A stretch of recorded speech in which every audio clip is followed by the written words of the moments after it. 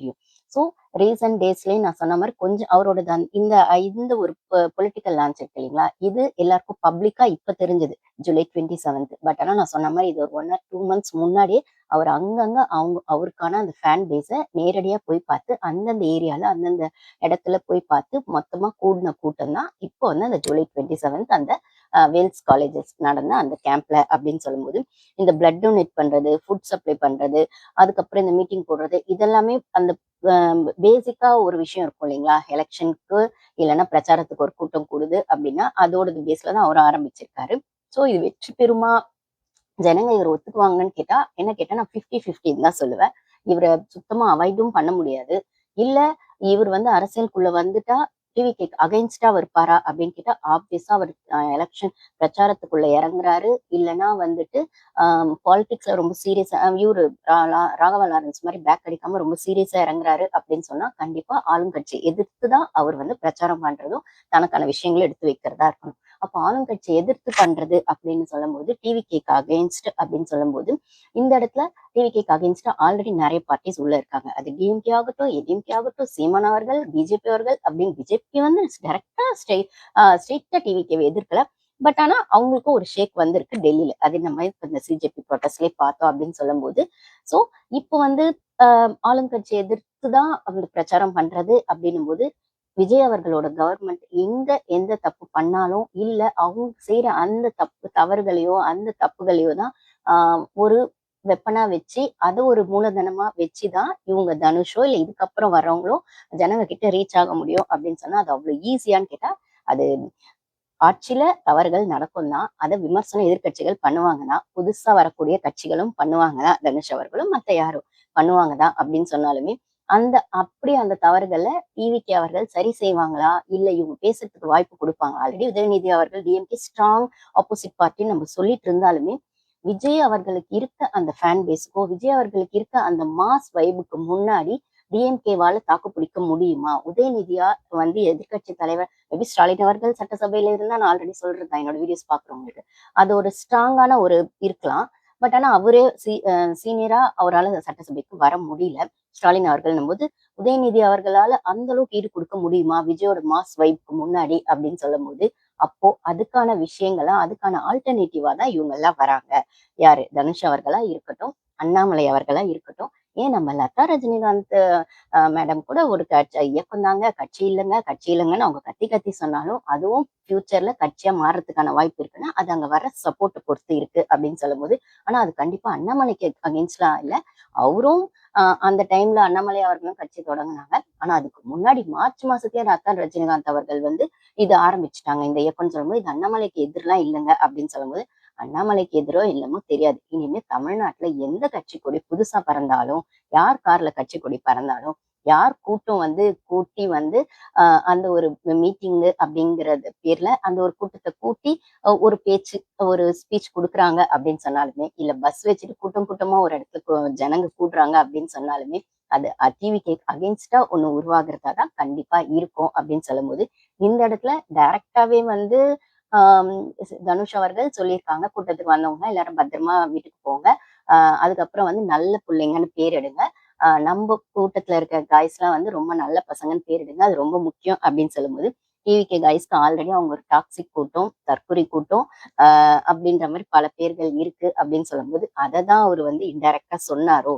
அப்படிங்கிற ஒரு பக்கம் வருது. ஸோ டிவிகேக்கு அகெயின்ஸ்ட் தான். ஆனா அது அவரால் இப்ப டைரக்டா சொல்லல, இன்டைரக்டா சொல்லியிருக்காரு, அவரோட ஃபேன்ஸுக்கு புரியுற வகையில சொல்லியிருக்காரு. ஸோ அப்ப அந்த கூட்டத்துல அவர் தலையோட ஃபேன்ஸ் வந்து அட்ராக்ட் பண்ற வகையிலையும் தலையோடது டைலாக்கையும் சொல்லியிருக்காரு. நம்மள வந்து யாராலும் தோக்கடிக்க முடியாது, நீ நீ தோத்துட்டேன்னு யார் சொன்னாலும் நீ அதை ஒத்துக்காத வரைக்கும் நீ தோக்கலன்னு அர்த்தம் நம்ம தலை டைலாக்கையும் அவர் சொல்லியிருக்காரு, அஜித் சார் டைலாக்கையும் சொல்லியிருக்காரு அப்படின்னு சொல்லும்போது இந்த இடத்துல கமல் சார்தும் உள்ள விடுறாரு அப்படின்னு சொல்லும்போது இப்போ சிஎம் அவர்கள் விஜய் அவர்கள் சிஎம் ஆனதுல நான் என்னோட வீடியோஸ் பாக்குறவங்களுக்கு தெரியும், பாதி சினி இண்டஸ்ட்ரிக்கு அது ஓகே, பாதி பேருக்கு அது ஓகே இல்ல. அது ஜெலஸ்லயோ பொசிவ்னஸ் ஆப்வியஸா ஜெலஸ்னு வச்சுக்கலாமே, ஓப்பனா வன்மம்னு வச்சுக்கலாமே, நம்ம கூடவே இருந்த ஒருத்தன் டக்குன்னு பீக்குக்கு போய் உட்காந்துட்டானே அப்படிங்கிற அந்த வன்மமும் அது ரஞ்சித் அவர்கள், ஜேம்ஸ் வசந்தன் அவர்கள், கூடவே இருக்கிற அந்த சீமான் அவர்கள் அப்படின்னும் போது சீமானுமே வந்து விஜய் அவர்கள் தன் கட்சியில சேருவாரு, ஒரு சப்போர்ட் குடுப்பாருன்னு நெனச்சிருப்பார் போல. ஆனா விஜய் அவர்கள் தனியா நின்னு அவர் வந்து தன்னோட தனி பெரும்பான்மையா வாங்கலனாலும், தனியா 35% வாங்கியிருக்காரு. அது இதுவரைக்கும் யாருக்குமே கிடைக்காத அந்த ஒரு பெர்சன்டேஜ் 35% சிங்கிள் பார்ட்டியா அப்படின்னு சொல்லும்போது, ஸோ இந்த ஜாயிண்டா கூட்டணி வச்சுக்காம ஏன்னா எம்ஜிஆர் அவர்களுக்குமே அப்ப வந்து நெறைய ஓட்டுகள் அவர் வந்து வின் பண்ணப்போ, சிஎம் ஆனப்போ பல கட்சி கூட்டணி இருந்தது அவருக்கு. கூட்டணி இருந்தது அப்படின்னு சொல்லும்போது, பிஜேபிக்குமே அப்படிதான் இருந்தது. சிங்கிள் பார்ட்டியா யாருமே அந்த அளவுக்கு அந்த பெர்சன்டேஜ் வாங்கலன்னும்போது, அந்த ரெக்கார்ட் பண்ணது விஜய் தான் அப்படின்னு சொல்லும்போது, ஸோ தான் யார் கூடவா கூட்டணி வச்சுக்குவாரு விஜய் அப்படின்னு சீமான் அவர்களும் எதிர்பார்த்திருக்கலாம். ஏன்னா சீமான் அவர்களும் சினி ஃபீல்ட்ல வந்தவர் தான். டைரக்டர் அப்படின்னு சொல்லும்போது, அவர் பல காலமா கட்சி நடத்திட்டு இருக்காரு. நாம் தமிழர் கட்சி அப்படிங்கிறது திராவிடத்துக்கு எதிரா, டிஎம்கேக்கு எதிரா அவர் குரல் குடுத்துட்டே இருந்தாலும் கிட்டத்தட்ட 10 வருஷம் அப்படின்னு குரல் குடுத்துட்டே இருந்தாலும், அவராலயும் அதுக்கான ஒரு விஷயத்த ஸ்ட்ராங்கா வந்து ஜனங்க அக்செப்ட் பண்ணணும் போது உள்ள வர முடியல. சட்டசபைக்குள்ளேயே அவங்களால வர முடியல. நாம் தமிழர் கட்சி அப்படின்னு சொல்லும்போது, இப்ப இவங்கலாம் ஒண்ணு சேர்ந்திருக்காங்களா அப்படின்னு சொல்லும்போது, நம்மளால சோசியல் மீடியால பார்க்க முடியுது. டிஎம்கே, நாம் தமிழர் கட்சி, சரத்குமார் அவர்கள்.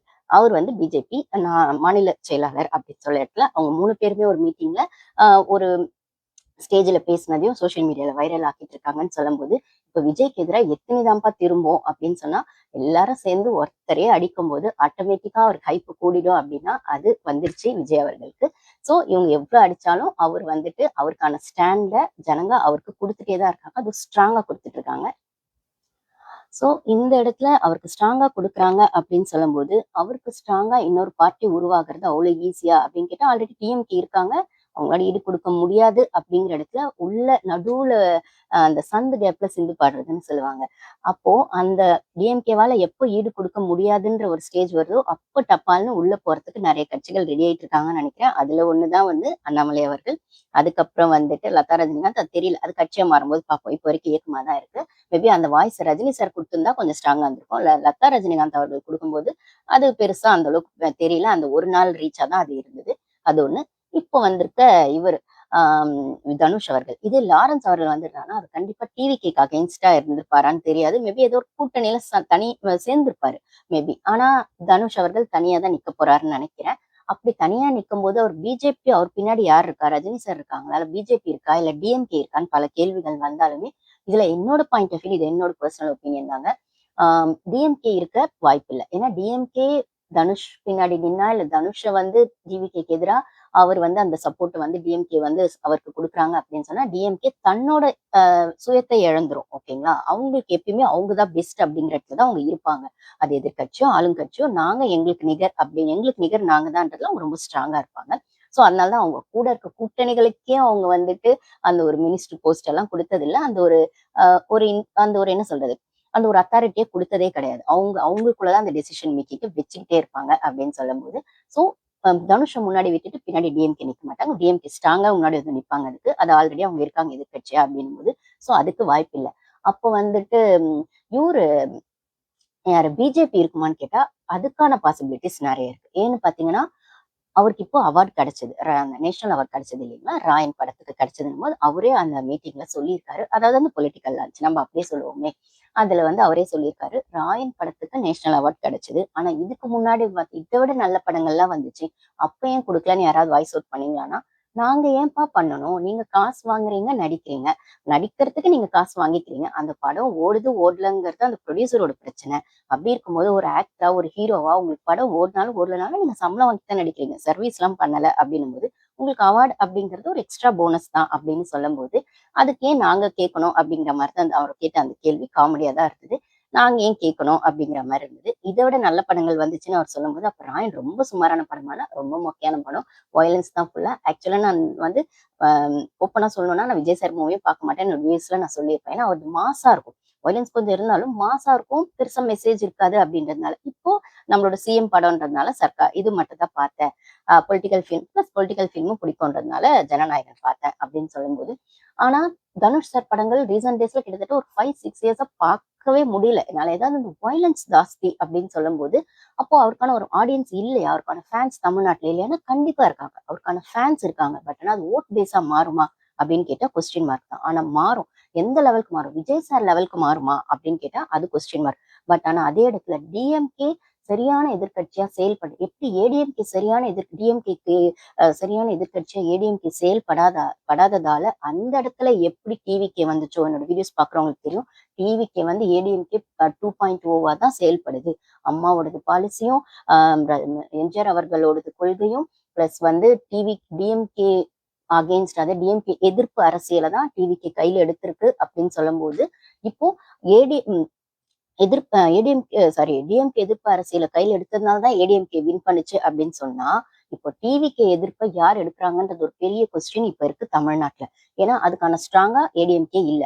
டிஎம்கே செயல்படுறாங்க. ஆனாலும் அவங்களால முட்டு கொடுக்க முடியுமான்னு தெரியல. ஏன்னா ஜென்சி டிஎம்கேன்னு என்னென்னமோ உருட்டுனாலும் டிவிகேக்கு ஸ்டாண்ட் எடுக்க முடியல அப்படின்னும் போது, இப்போ விஜய் சாரோட அந்த மாஸ் ஃபேன் பேஸுக்கு எதிராக இன்னொரு மாஸ் ஃபேன் பேஸ் வந்தாதான் அது ஈடு கொடுக்க முடியும்னா, அது வந்து தனுஷ் சாரா இருப்பாரான்னு கேட்டா மேபி வரலாம். பட் ஆனா எதிர்க்கட்சியா தான் வர முடியுமே தவிர டக்குன்னு சிஎம்க்கெல்லாம் வர முடியாது. ஆனா எதிர்க்கட்சியா அப்ப எதிர்க்கட்சியா அவங்க வந்துட்டாங்க அப்படின்னு சொன்னா டிஎம்கே நிலைமை என்ன ஆகும் அப்படின்னா, அந்த இடத்துல டிவிகே உஷாரா இருக்கணும் அப்படிங்கறத விடவும் டிஎம்கே உஷாரா இருக்கணும் அப்படிங்கிறது தான். இல்லைன்னா ஏடிஎம்கே மாதிரி தேர்ட் பார்ட்டி லெவலுக்கு டிஎம்கே போறதுக்கான வாய்ப்புகள் இருக்கு.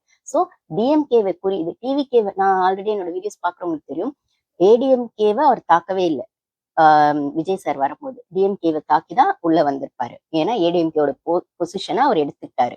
ஸோ 2.0 அவர் செயல்பட்டார். ஏடிஎம்கே 2.0 டிவிகே இருக்கு. அப்போ தனுஷ் உள்ள வந்தா டிஎம்கேவோடது எடுத்துருவாரா அப்படின்னு கேட்டா அதுக்கான வாய்ப்புகள் நிறைய இருக்கு.